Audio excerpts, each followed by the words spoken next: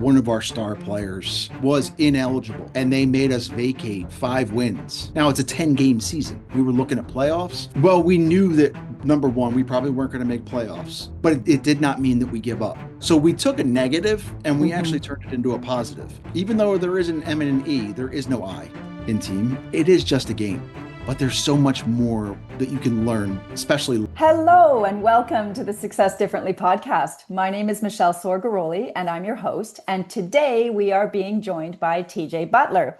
TJ is the founder of 45 Solutions HR Consulting. And having spent 25 years in HR, he launched his firm to offer fractional HR leadership to business owners, mostly in the trades, who have under 99 employees or so. Named after his son's football jersey, 45 Solutions reflects TJ's people first, servant leadership approach with tackling HR challenges with expertise, white glove service, and heart. Based in Pennsylvania and a devoted family man, TJ is a weekend smoked meats enthusiast who brings kindness, clarity, and purpose to every conversation. And I'm so looking forward to this one. Thank you for joining us today, TJ. Thanks, Michelle. I'm happy to be here. Yeah, this is going to be fun.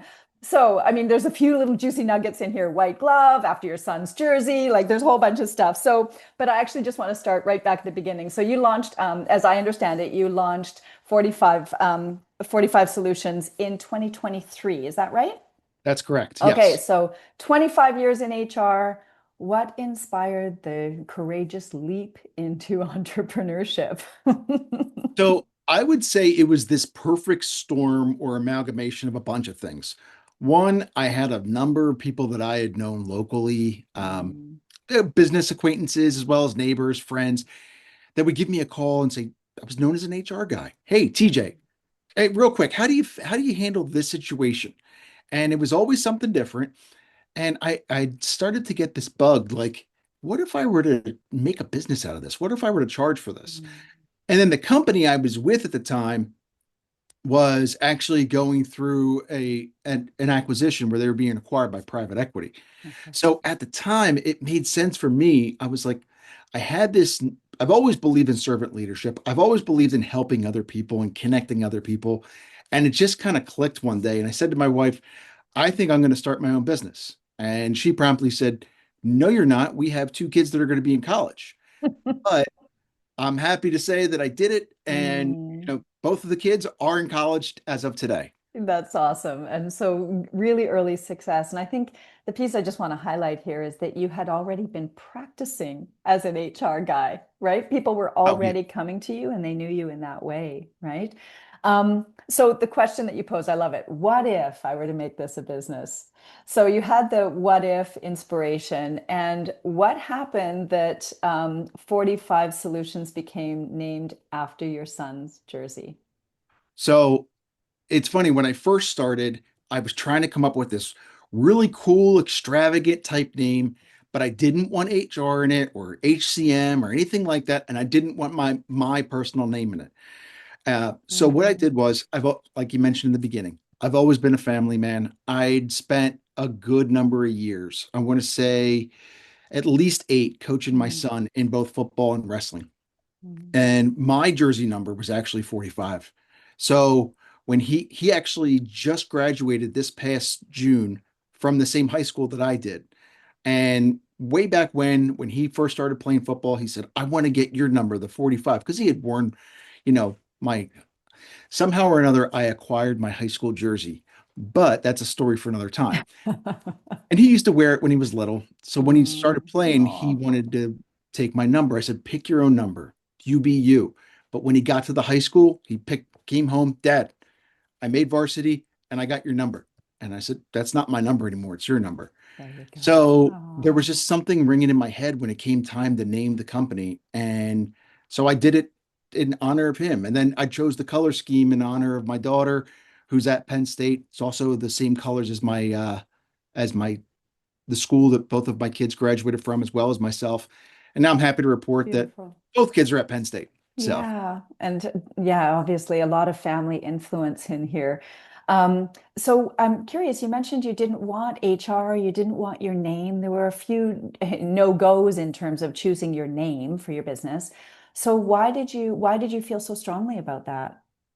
So the reason being, number one, I didn't, if I was going to lean in and create a company, what I also wanted to do was I also wanted to make it something that could be generational, something that I could pass Um, down to my kids. I didn't want Butler in it or TJ or HR. So my daughter is actually in accounting. And let's say she decides that one day, she wants to go off after working for another company and start her own accounting firm.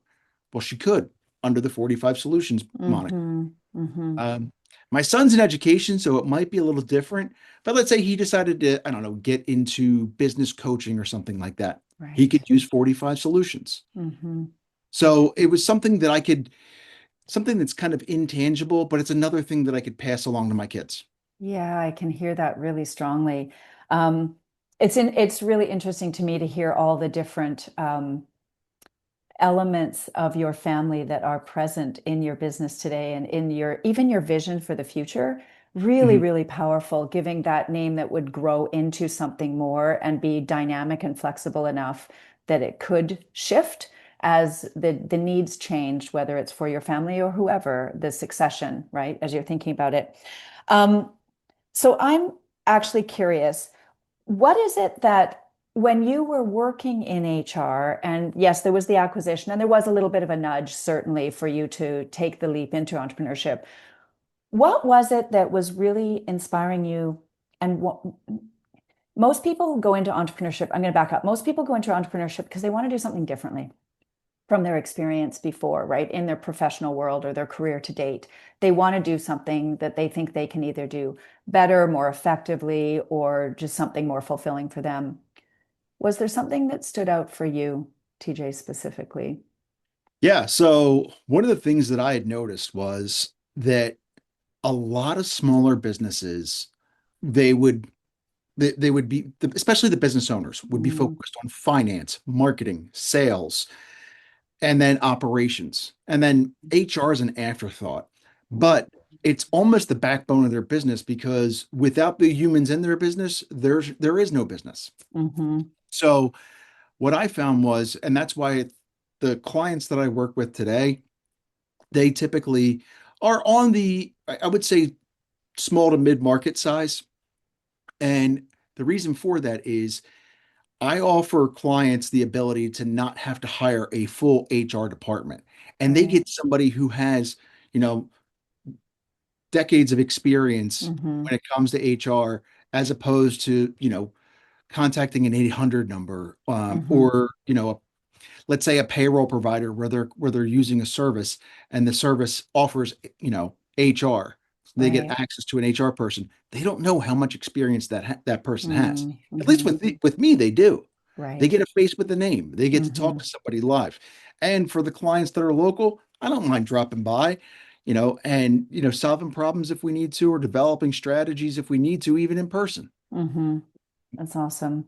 Something that's kind of popping up for me a little bit is obviously people are a major, major theme for you in your life, and people are really important, not just your family, also your clients and your community and whatnot.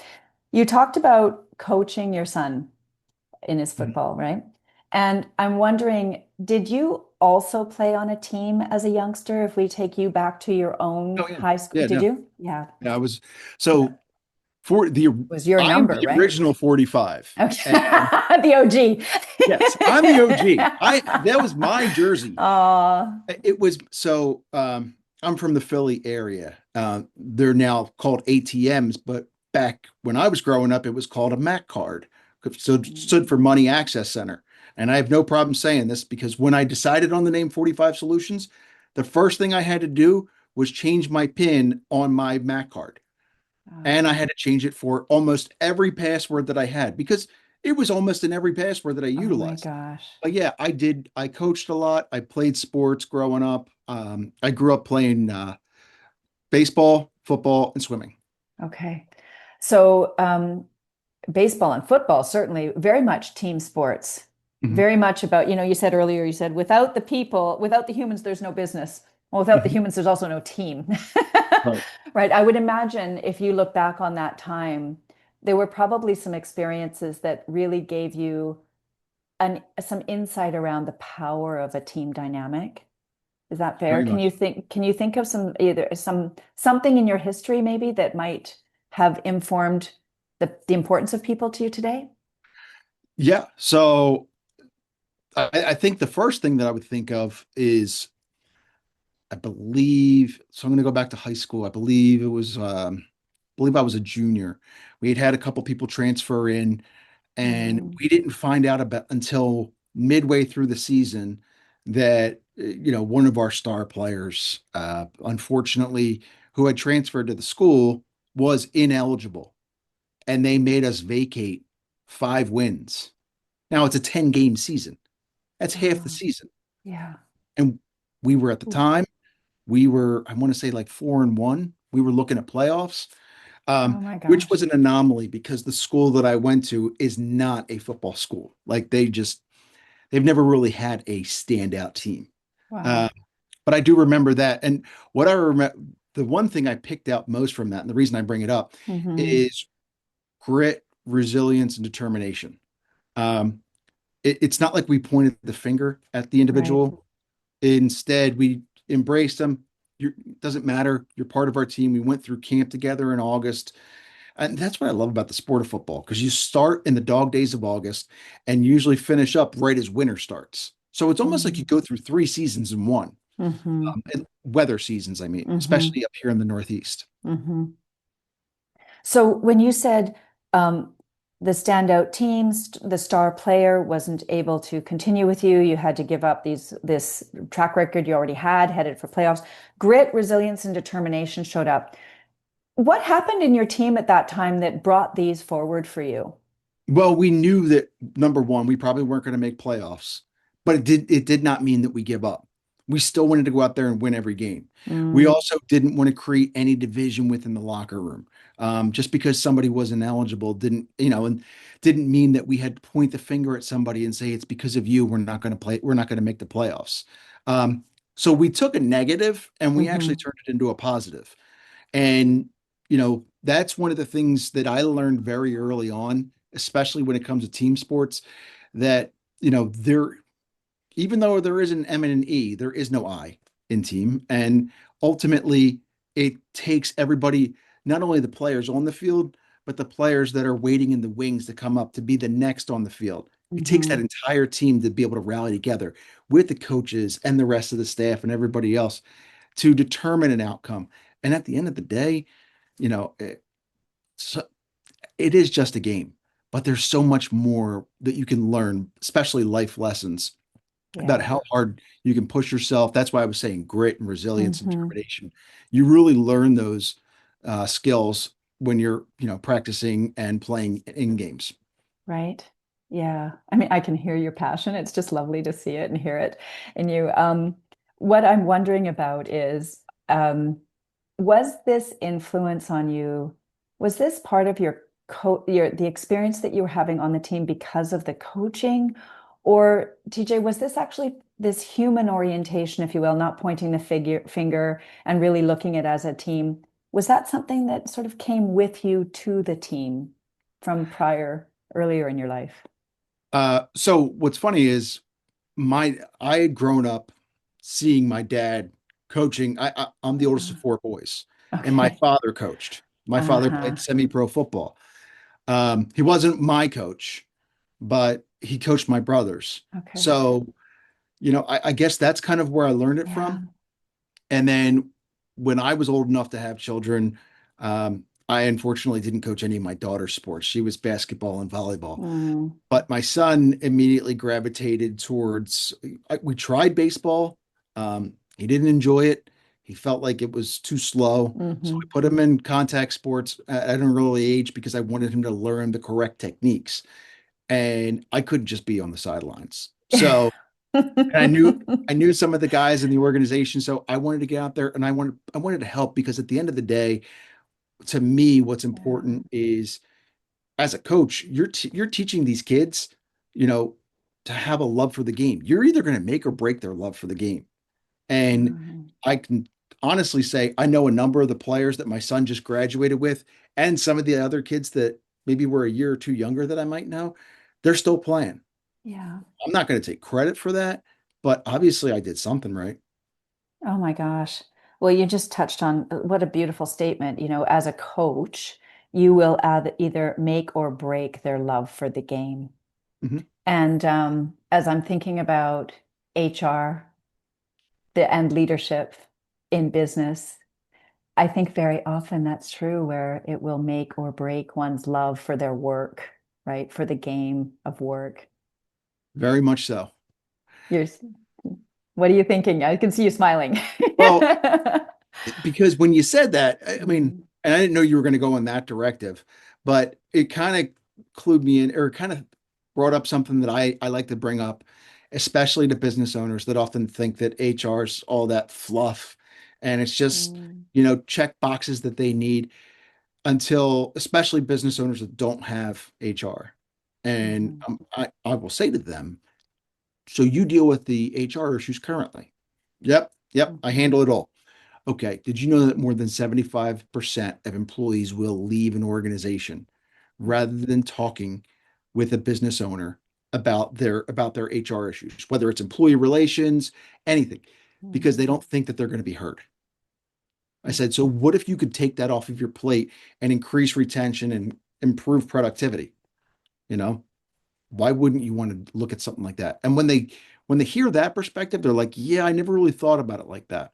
And I take them back. I'm like, think about because you always didn't own a business. There was a time where you were an employee. Put yourself in mhm. the employee's position. And Yeah, business owners, when they think about it from that perspective, it just makes sense and it clicks more. yeah, I'm hearing really strongly, to your point, HR does.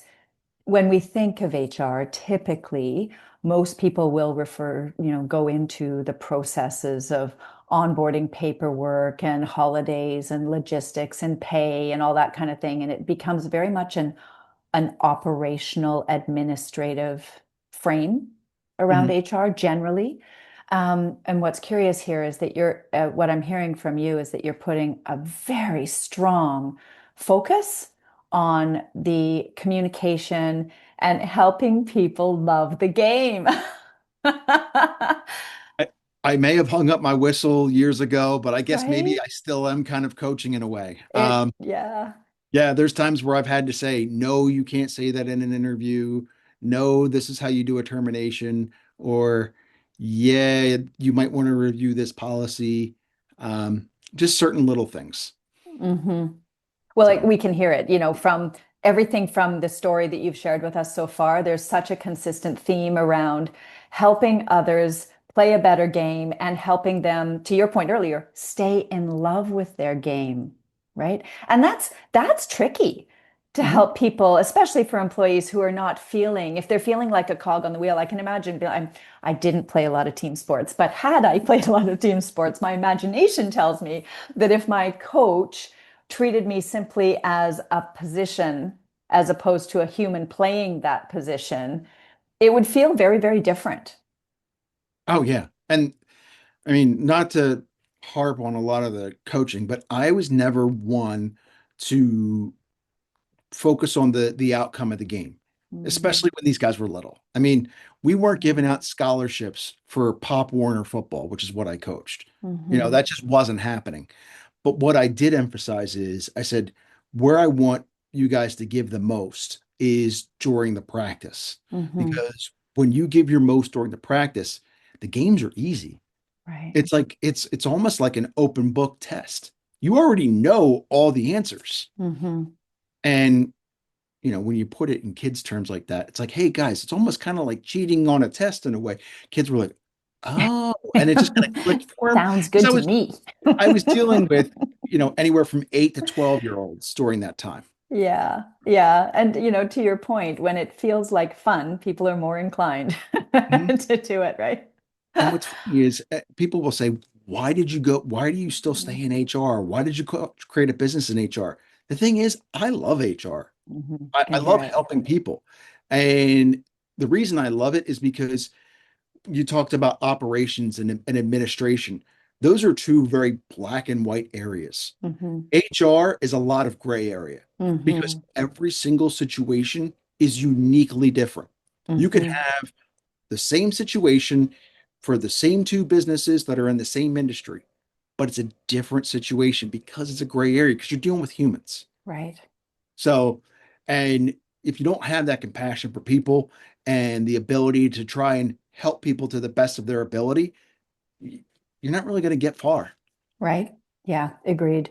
So, in a previous conversation, you said you used the term co-opertition versus competition. Can you tell us a Yes, little, because I feel like we're sort of hovering around that a little bit.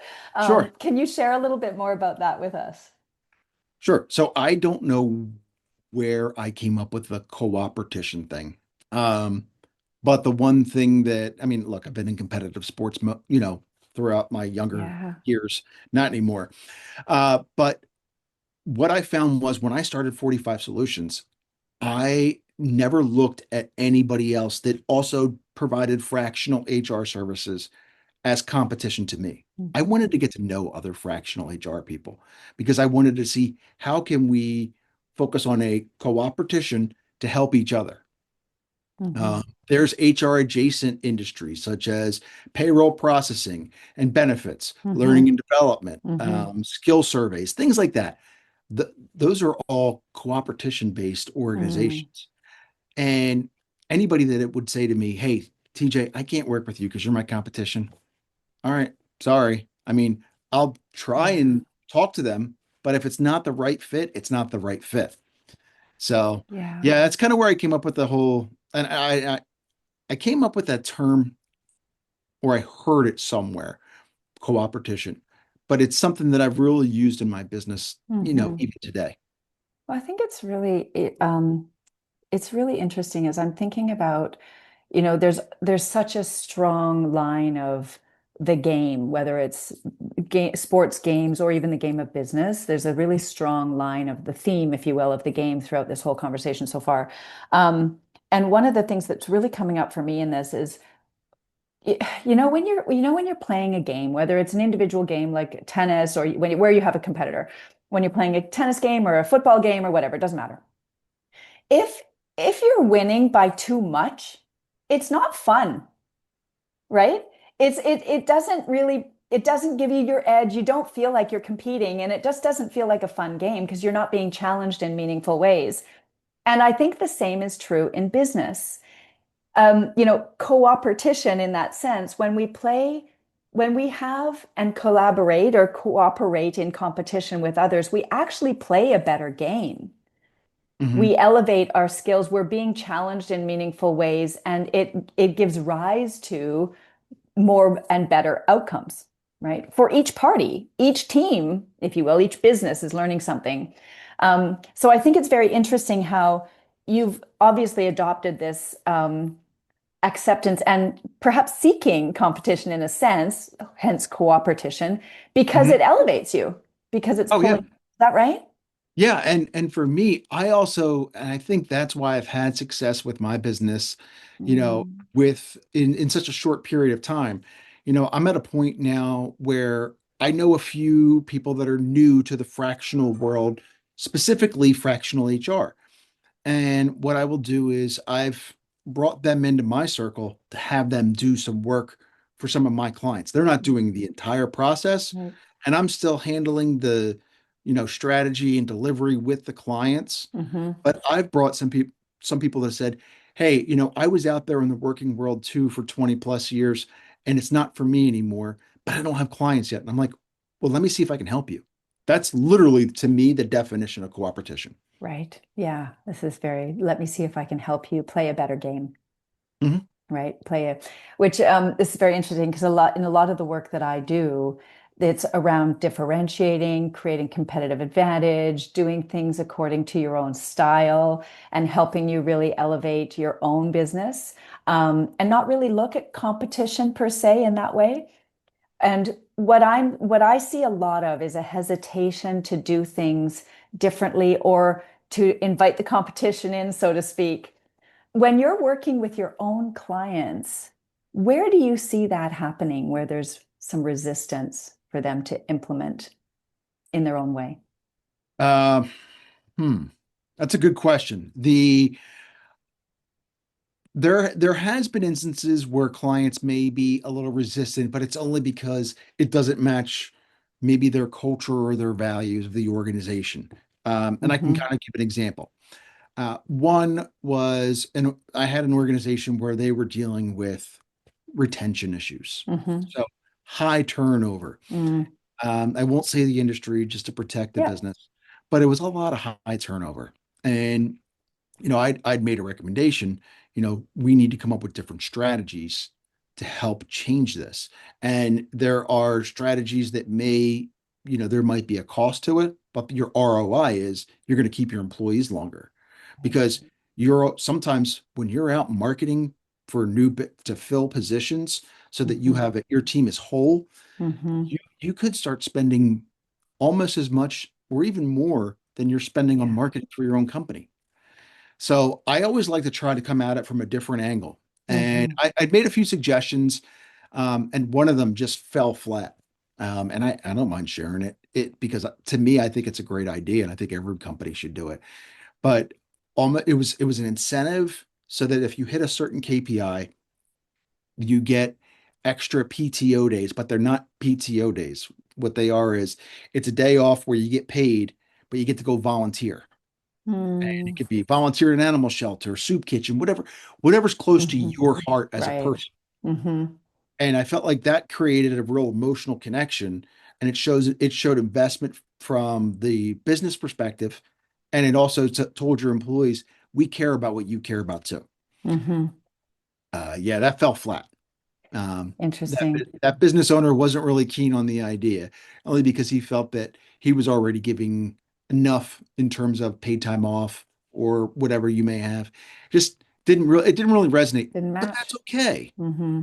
He Mm-hmm. wanted to see more ways in which we could improve retention quicker, which Mm-hmm. I completely understand. Mm-hmm.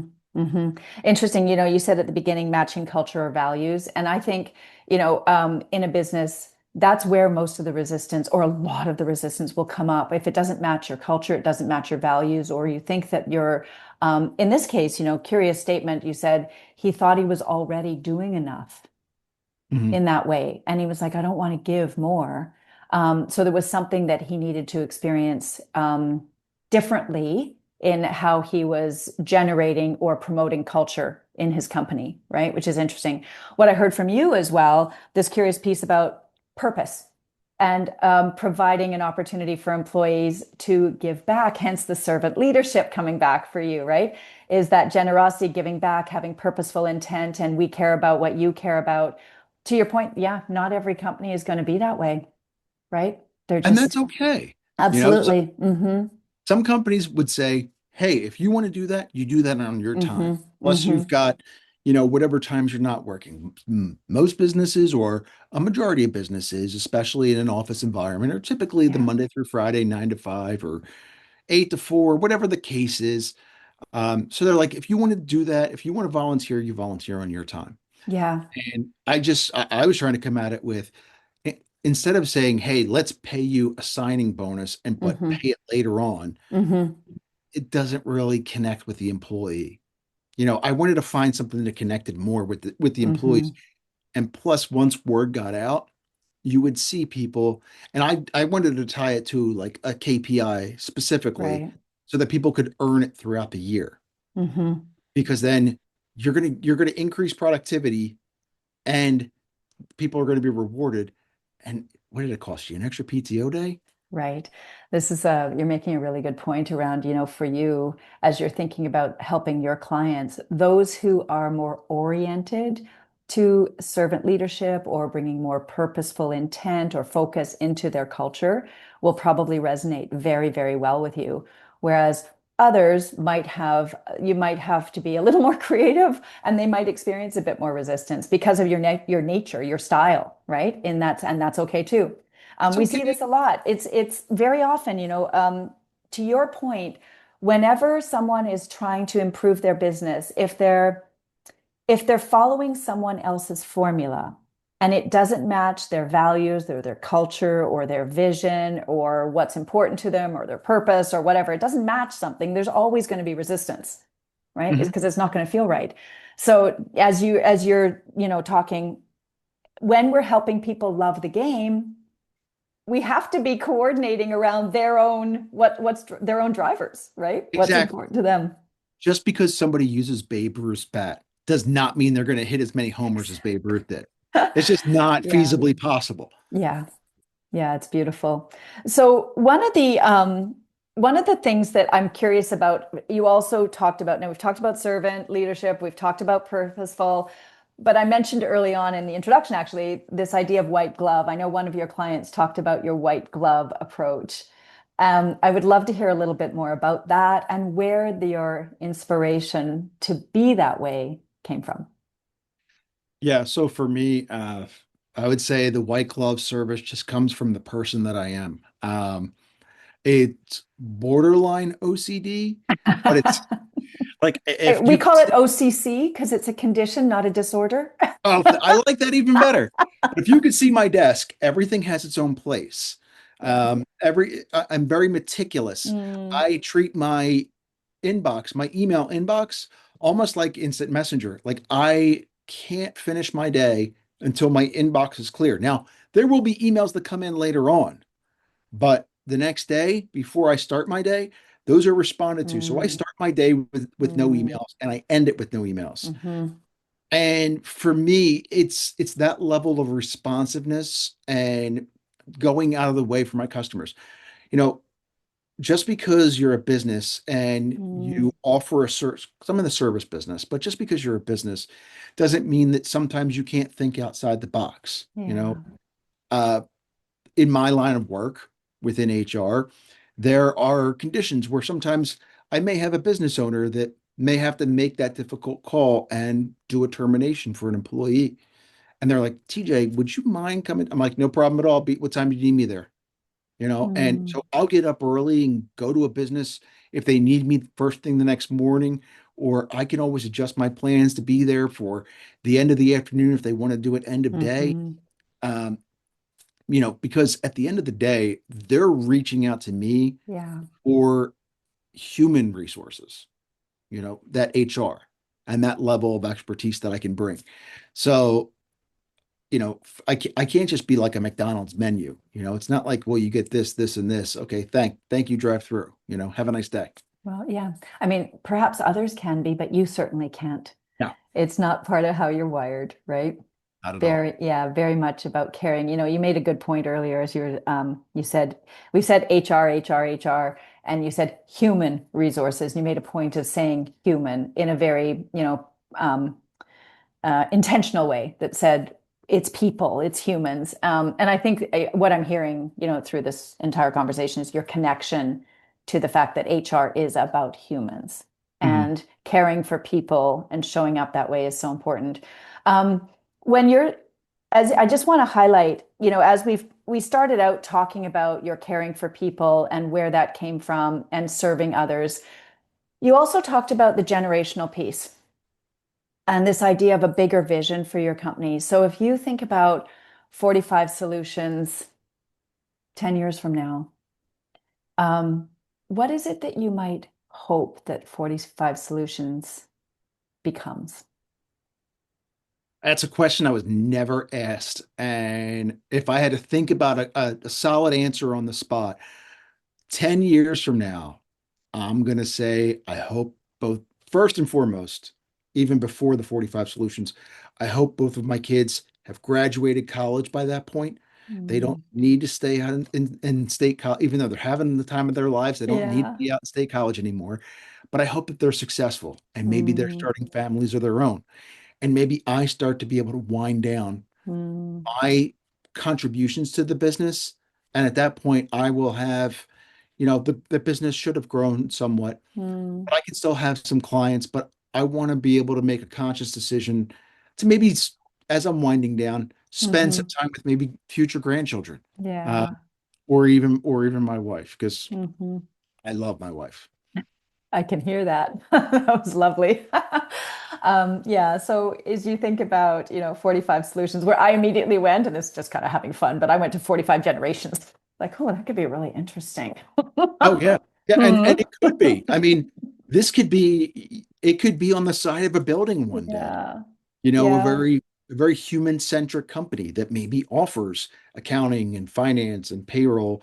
Maybe my daughter takes in that direction. Maybe my son takes it in the direction of offering business coaching, Who or knows? Yeah. some sort of whole back office solution. But I never want to lose the human element of it. Right. Yeah, I'm hearing that. Always treat a business like as if it's a small mom and pop and as if they're your most Mm-hmm. important client. Mm-hmm. They are. Without people, there is no business. Oh, that's a great line. I wonder where I heard it from. No. Somebody said that earlier. Yes. I just want to really, as you're early in your career, your entrepreneurial journey, and just really not your career, but your entrepreneurial journey, as you think about, what 45 Solutions stands for today and the pillars upon which you're building, it's a very, very exciting place. And yeah, I'm really, really excited for you. The Thank you. anchoring around people, the anchoring around purpose, the anchoring around humans who care and creating a love of the game. That's beautiful. So thank you for sharing that. Um, I would like to ask you, as you're reflecting on this conversation, TJ, is there anything that has really stood out for you that you might like your listeners to remember? Yeah, I mean, so I would say first and foremost, I can help any business, any business size, from Mm, 2 to 100 plus employees.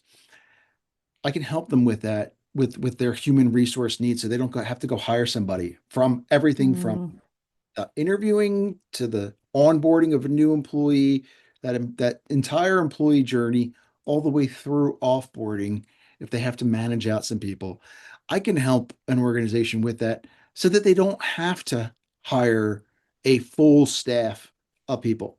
And as an organization grows, they're eventually going to have to maybe hire an HR generalist or an HR admin. mhm, I can help train that individual or those individuals that they may have to acquire. I can mhm, help train those individuals so that this way they follow the vision and path that we set down. mhm. So for me, if I can ever help a business owner and help them sleep better at night, I'm all for it. There you go. All in. Play hard.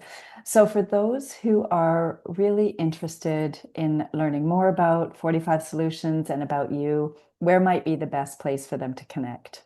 Sure. So my website is 45solutions.net. Um, and very simply, my email is my first and last name, which is TJ Butler, no periods or dots, at 45solutions.net. And if you're going to look me up on LinkedIn, the easiest way to find me is actually using those dots, T period, J period, Butler. And I will be the first one that comes up. There's a couple of other TJ Butlers. One is he might still be a college athlete. And then there's Oh, somebody, she's an author out of Atlanta. nice.